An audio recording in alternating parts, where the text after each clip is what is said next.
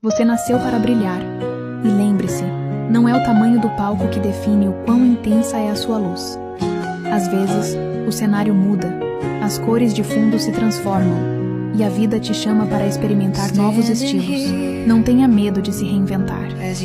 A cada passo, descubra novas formas de se mover, novas maneiras de sentir o chão, como alguém que aprende uma nova dança, mas sem perder seu próprio ritmo.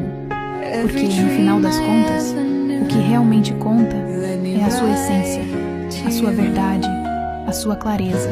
O mundo está sempre mudando, os capítulos da vida se alteram, mas o que você carrega dentro de si permanece firme, silencioso e brilhante. Nunca se esqueça do que o tempo pode tentar apagar.